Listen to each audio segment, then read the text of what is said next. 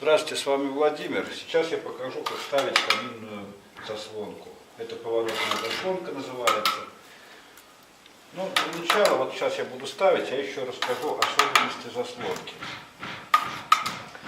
Потому что в камине, как видите, очень большое пространство. То есть тут, после того, как начали убегающую трубу делать, после перевала в сумму, то идем на сужение трубы, чтобы выйти на шестерик, то есть 2 на 2 кирпича. Если брать стандартную задвижку или заслонку, то, естественно, она будет у нас очень высоко. Поэтому пришлось заказать вот такую вот заслонку, чтобы она легла и была ниже, чтобы не лазить по стремянкам, для того, чтобы закрыть заслонку после протопки.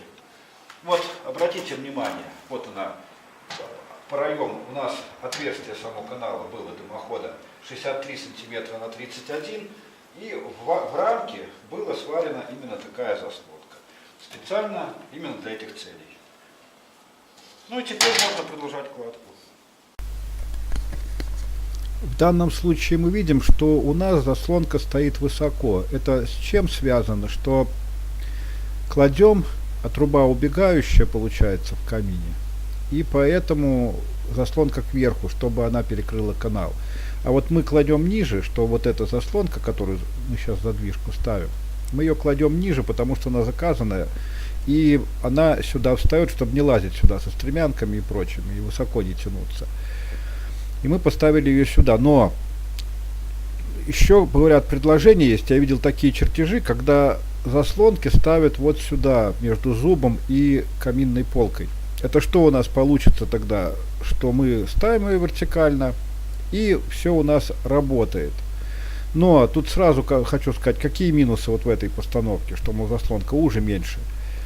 Первый минус, что сажа в любом случае будет падать на зуб. Если заслонка выше, то мы легко можем залезть и смести ее сюда. Но если будет заслонка тут стоять, то мы уже на зуб не залезем, чтобы смести с него сажу. Это первое. Ну и второе, что вот у нас стоит поперек вот так заслонка, а у нас выход идет по зубу вверх. То есть мы вот вертикальная заслонка немножко перегораживает вот этот канал. Но это небольшой минус, потому что сюда пойдет, что отсюда заслонку обойдет. Если все сделано правильно, выкида не будет. Ну, в общем, все хотел сказать, что хотел сказать, то сказал про заслонки. На канал подписывайтесь, потому что начинается сезон. Я буду каждую печку и каждый камин снимать и выкладывать на канале. То есть материала будет много. Всем пока.